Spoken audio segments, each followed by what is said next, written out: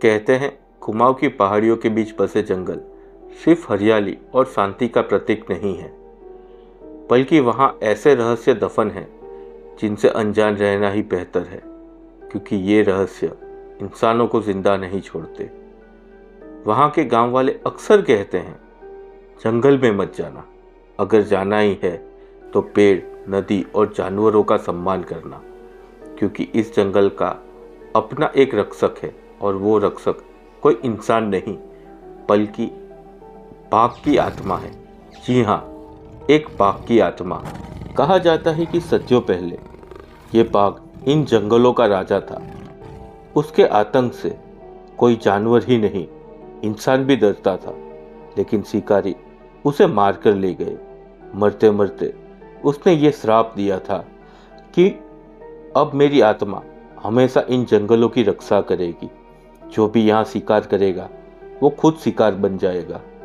और तब से लेकर आज तक जो भी इन जंगलों में शिकार के इरादे से गया वो कभी लौटकर वापस नहीं आया। ये कहानी शुरू होती है दिल्ली से आए 4 दोस्तों से। राहुल, अर्जुन, समीर और विकास चारों ही पैसे वाले घरों से थे और शौक रखते थे एडवेंचर का। एक शाम होटल की बालकनी में जंगल की ओर देखते हुए समीर बोला, यार क्या जबरदस्त जंगल है, सोच अगर यहाँ शिकार मिल जाए तो कैसा होगा। अर्जुन ने तुरंत कहा, लेकिन सुना है इस जंगल में बाघ की आत्मा रहती है, गांव वाले डराते हैं कि यहाँ मत जाना। राहुल हंस पड़ा, अरे छोड़ यार, ये सब अंधविश्वास है। गांव वाले डरपोक होते हैं, इसीलिए कहानियां गढ़ लेते हैं। असली बाघ मिलेगा तो हम उसे ट्रॉफी बनाएंगे, सोच कितनी बड़ी शान होगी। विकास, जो हमेशा राहुल की हाँ में हाँ मिलाता था, वो बोला, सही कहा, कल रात ही चलते हैं जंगल में। बंदूक तो लाए ही हैं, बाकी सब पहले थोड़े हिचके, लेकिन फिर एडवेंचर का लोभ भारी पड़ गया। अगले दिन जब वो लोग गांव घूम रहे थे तो उनकी बातें गांव वालों के कानों तक पहुंची। एक बूढ़ा आदमी लाठी टेकते हुए उनके पास आया। उनकी आंखों में गहरी थकान और एक डर साफ झलक रहा था। वो धीमी आवाज में बोला, बाबूजी, जंगल में मत जाइए, रात में तो बिल्कुल मत जाइए। वहां आत्मा है, बाघ की आत्मा। जिसने भी जंगल में शिकार करने की कोशिश की वो कभी लौट के नहीं आया। हमने अपने गांव के कई लोगों को खोया है। राहुल ने ठहाका लगाया, बाबा, आप तो फिल्मी कहानी सुना रहे हैं, आत्मा वात्मा कुछ नहीं होती। अगर आप लोग डरते हैं तो इसका मतलब ये नहीं कि हम भी डरेंगे। बूढ़े ने गहरी सांस ली और कहा, बेटा, हमने अपनी आंखों से देखे हैं खून से लथपथ लोग। आत्मा मजाक नहीं होती। ये जंगल जिंदा है और उसका रखवाला है वो शेर। चारों दोस्तों ने उनकी बात को नजरअंदाज कर दिए। उस रात होटल में चारों बैठकर बियर पी रहे थे। खिड़की से बाहर अंधेरा पसरा था और दूर जंगल से आती झिंगुरों की आवाज माहौल को और गाढ़ा कर रही थी। तभी राहुल बोला, तो फाइनल, आज रात ही चलेंगे। बंदूकें और टॉर्च तैयार रखो। हम साबित कर देंगे कि इन गांव वालों की कहानियां सब झूठी है। समीर ने हिचकिचाते हुए कहा, लेकिन यार, अगर सचमुच कुछ हुआ तो मुझे अजीब सा डर लग रहा है। अर्जुन भी बोला, मुझे भी ये जगह सामान्य नहीं लगती। लेकिन राहुल और विकास ने उनकी एक ना सुनी।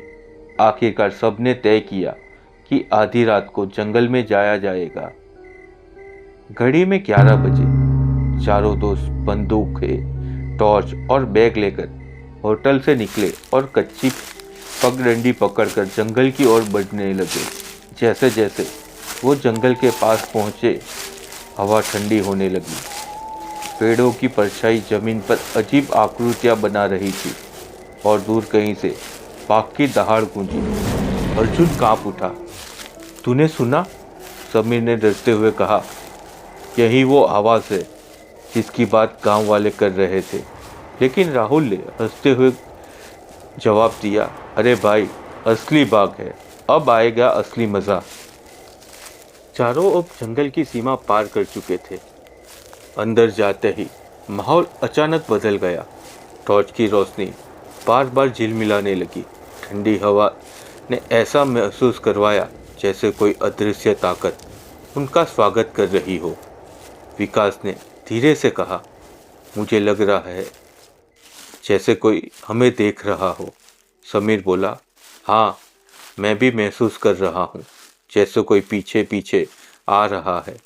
राहुल ने झल्ला कर कहा, चुप करो दोनों, डराने की जरूरत नहीं है। लेकिन असल में राहुल की दिल की धड़कनें भी तेज हो चुकी थी।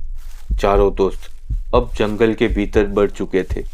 चारों तरफ ऐसा अंधेरा था कि टॉर्च की किरण भी धुंध की तरह बिखर रही थी।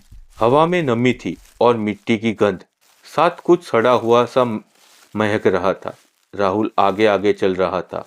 उसकी टॉर्च कभी दाएं जाती तो कभी बाएं। अर्जुन और समीर पीछे पीछे धीमे कदमों से बढ़ रहे थे। विकास हर कुछ कदमों पर पीछे मुड़कर देखता, जैसे उसे यकीन था कि कोई उनके पीछे पीछे आ रहा है। अचानक समीर रुक गया। तुम लोगों ने सुना? चारों थम गए। चारों तरफ सिर्फ हवा की सरसराहट और दूर उल्लों की आवाज आ रही थी। लेकिन समीर का चेहरा पीला पड़ चुका था। वो बोला, किसी ने मेरा नाम लिया, बिल्कुल मेरे कानों में। राहुल हंस पड़ा, पागल हो गया है तू, हवा की आवाज है। लेकिन अर्जुन ने भी धीरे से कहा, नहीं, मैंने भी सुना, जैसे कोई फुसफुसा रहा हो। जैसे ही उन्होंने कदम बढ़ाए, अचानक टॉर्च की रोशनी एक पेड़ पर पड़ी। पेड़ की छाल पर गहरे लाल रंग से कुछ लिखा हुआ था, मत बढ़ो वरना मरोगे। समीर की रूह कांप उठी। ये किसने लिखा है? विकास बोला, शायद गांव वालों ने लिखा होगा, हमें डराने के लिए। लेकिन जैसे ही उन्होंने पास जाकर देखा, वो लाल रंग खून था। धीरे धीरे बूंदें टपक रही थी। अर्जुन पीछे हट गया। यार, ये नॉर्मल नहीं है। राहुल फिर भी जिद पर अड़ा रहा, ये सब दिमागी खेल है, चलो आगे बढ़ते हैं। करीब आधा घंटा चलने के बाद वो लोग एक खुली जगह पर पहुंचे। चांद की रोशनी टूटे बादलों से छनकर नीचे गिर रही थी। यह जगह बाकी जगह से अलग थी, जैसे यहाँ किसी ने साफ मैदान बना रखा हो। अचानक झाड़ी में हलचल हुई। विकास ने तुरंत ही अपनी बंदूक तान ली। उसने कहा, शायद हिरण है। उसने तुरंत फायर कर दिया। गोली की आवाज से पूरा जंगल गूंज गया। सबकी नजर झाड़ियों पर थी, लेकिन वहां से जो निकला वो हिरण नहीं था। झाड़ियों से एक परछाई निकली। धीरे धीरे वो पास आने लगी। टॉर्च की रोशनी जब उस पर पड़ी तो सबके होश उड़ गए। वो कोई जानवर नहीं, बल्कि इंसानी चेहरा था। लेकिन चेहरा आधा फटा हुआ, आंखें बाहर निकली हुई और मुंह से खून टपकता रहा। समीर चीख पड़ा, हे भगवान! वो चेहरा कुछ ही सेकंड में धुंध की तरह गायब हो गया, लेकिन जमीन पर ताजा खून के धब्बे रह गए। अब चारों दोस्त के पैरों तले जमीन खिसक गई थी। दूर से एक भयानक दहाड़ गूंजी, इतनी जोरदार कि पेड़ों की डालियां भी हिल गई। अचानक हवा में एक अजीब सी गंध फैल गई, सड़े हुए मांस जैसी। चारों ने देखा, सामने की तरफ एक विशाल बाघ खड़ा था। लेकिन वो बाघ सामान्य नहीं था। उसका शरीर धुंध की तरह पारदर्शी था और उसकी आंखें लाल अग्नि की तरह जल रही थी। राहुल ने तुरंत गोली चलाई, लेकिन गोली उसके आर पार निकल गई, जैसे वो कोई परछाई हो। बाघ की आत्मा घुर्राई और इंसानी आवाज में बोली, मेरे जंगल में खून बहाने आए हो, अब तुम्हारा भी खून बहेगा। समीर कांपते हुए बोला, ये सच में आत्मा है, हमें वापस जाना चाहिए।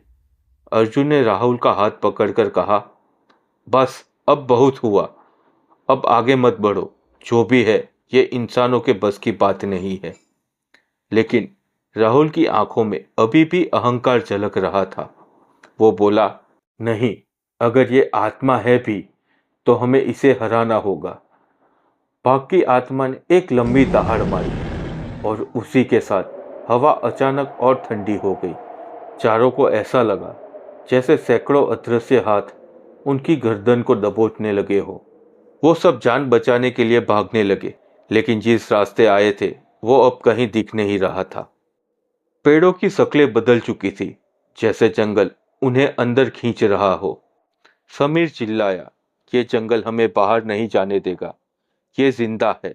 हर कदम के साथ माहौल और भी डरावना होता जा रहा था। कभी पेड़ों से खून टपकता, कभी हवा में चीखें सुनाई देती। हर और सिर्फ मौत का साया मंडरा रहा था। चारों दोस्त अब पूरी तरह डर चुके थे। जंगल का रास्ता बदल चुका था और चारों तरफ एक अजीब सी गूंज थी, जैसे सैकड़ों अदृश्य लोग एक साथ मंत्र पढ़ रहे हो। राहुल ने जबरदस्ती खुद को मजबूत दिखाने की कोशिश की। डरो मत, हम निकल जाएंगे, बस चलते रहो। लेकिन तभी अचानक पीछे से पत्तों की सरसराहट सुनाई दी। समीर ने टॉर्च घुमाई और देखा कि कुछ दूरी पर वही इंसानी चेहरा खड़ा है जो झाड़ियों से निकल रहा था। चेहरा धीरे धीरे आगे बढ़ने लगा। उसके कदमों की आवाज साफ सुनाई दे रही थी, लेकिन पैरों के नीचे जमीन पर कोई निशान नहीं बन रहे थे। समीर घबराते हुए बोला, वो फिर आ गया। चेहरा धीरे धीरे पास आया और अचानक उसकी शक्ल बदल गई। अब वो चेहरा नहीं, बल्कि बाघ की खोपड़ी थी, जिसकी खाली आंखों में आग जल रही थी। एक ही पल में वो समीर के ऊपर झपटा। समीर चीखने लगा, बचाओ बचाओ मुझे। बाकी तीनों ने उसे खींचने की कोशिश की, लेकिन समीर का शरीर जमीन में धंसने लगा। उसकी चीखें हवा में गूंज रही थी और कुछ ही पलों में उसका पूरा शरीर मिट्टी के नीचे समा गया, जैसे उसे जिंदा ही निकल लिया हो। जमीन पर बस उसका एक जूता और ताजा खून की धार बाकी रह गई। अर्जुन कांप गया, हे भगवान, हमने क्या कर दिया। अब तीन दोस्त बचे थे। वो पागलों की तरह भागने लगे, लेकिन जितना भागते जंगल और गहरा हो जाता।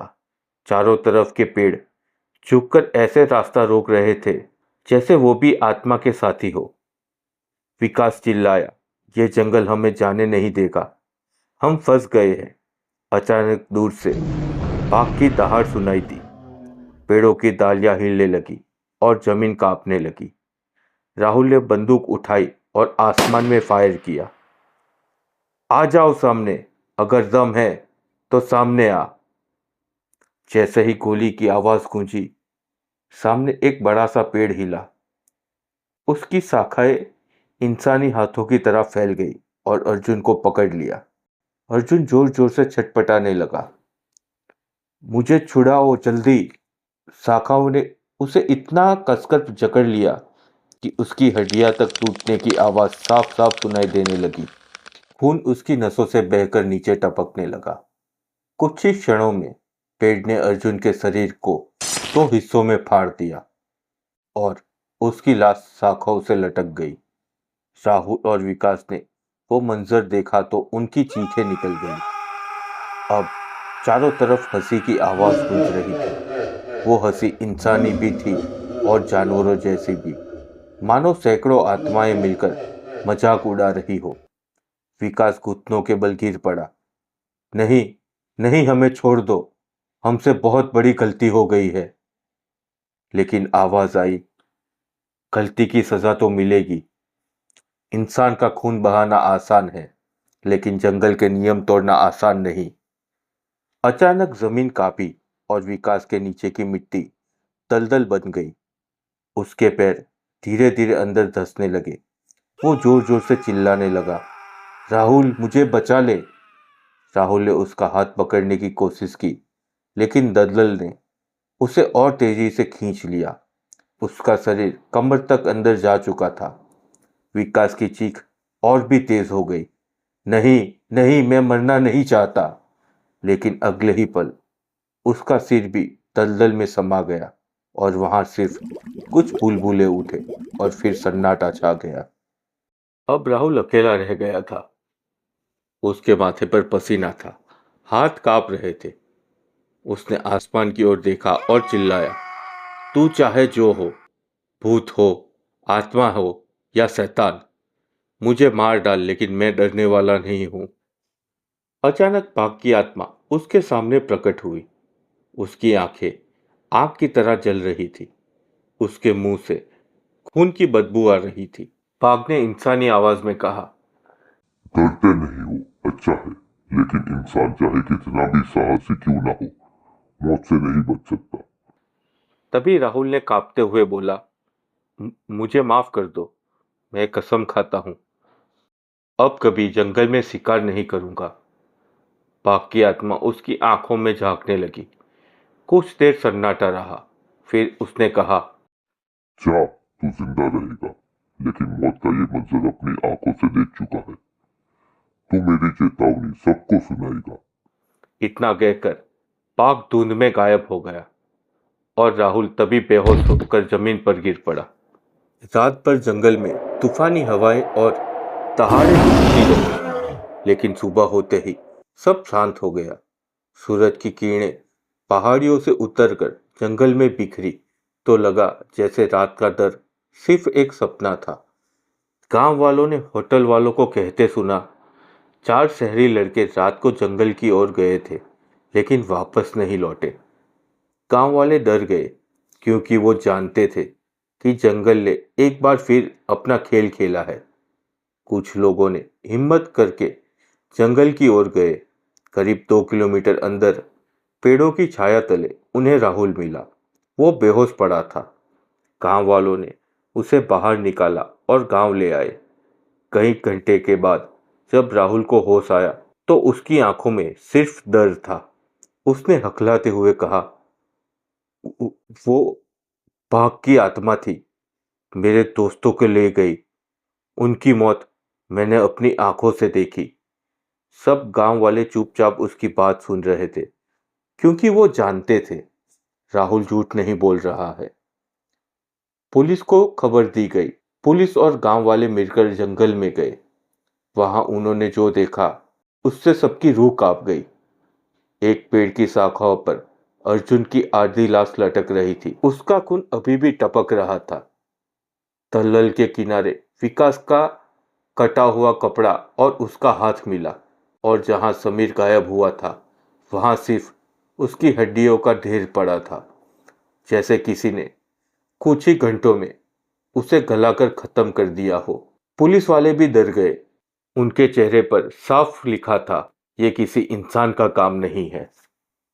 कुछ दिन बाद जब राहुल थोड़ा संभला तो उसने सबको वो पूरी रात की कहानी सुनाई। कैसे उन्होंने गांव वालों की चेतावनी को मजाक समझा, कैसे जंगल ने उन्हें कैद कर लिया, कैसे बाघ की आत्मा ने एक एक करते उसके दोस्तों को मौत के घाट उतारती रही। उसने कहा, वो आत्मा सिर्फ जंगल और जानवरों की रक्षा करती है। अगर कोई शिकार करने आया तो वो उसे जिंदा नहीं छोड़ेगी। मैंने अपनी आंखों से देखा और अब मैं कभी वापस उस जंगल में कदम नहीं रखूंगा। उसकी बात सुनकर सब गांव वाले सहम गए। गांव के बूढ़े ने सबको याद दिलाया, मैंने कहा था ये जंगल जिंदा है और उसका रक्षक वही बाघ है जो सालों पहले इंसानों के लालच का शिकार बना था। उसकी आत्मा आज भी यहाँ भटकती है, लेकिन अब वो शिकारी नहीं, जंगल का पहरेदार है। जो भी इस जंगल की गरिमा तोड़ेगा वो बच नहीं पाएगा। आज भी जब लोग कुमाऊं के उस हिस्से में जाते हैं तो गांव वाले उन्हें रोकते हैं और कहते हैं, घूमो फिरो, जंगल की सुंदरता देखो, लेकिन जानवरों को मत मारो, क्योंकि ये जंगल किसी इंसान का नहीं बल्कि एक बाघ की आत्मा का है। और अगर कोई उनकी बात नहीं मानता तो वो 3 दोस्त की कहानी याद कराते हैं, जिनकी मौत आज भी गांव वालों की जुबान पर है। राहुल अब भी जिंदा है, लेकिन वो अब खामोश इंसान बन चुका है। उसकी आंखों में हमेशा डर झलकता है और जब कोई उसे पूछता है कि उस रात उसने क्या देखा था, तो वो बस इतना कहता है, मैंने मौत को अपनी आंखों के सामने नाचते देखा है। और उस मौत का चेहरा था पाक की आत्मा। कुमाऊं के जंगल आज भी वही है, दिन में हरियाली और शांति, लेकिन रात ढलते ही हवा में गूंजने लगती है बाघ की दहाड़। कौन जानता है अगली बार जंगल में कदम रखने वाला कौन होगा और क्या वो कभी वापस लौट पाएगा। तो हमारी कहानी यहाँ ख़त्म होती है। अगर आपको हमारी कहानी अच्छी लगी तो कहानी को लाइक करें, कमेंट करें और चैनल को सब्सक्राइब करें। और हाँ, अपना ख्याल रखें, क्योंकि कुछ कहानी सिर्फ कहानी नहीं होती।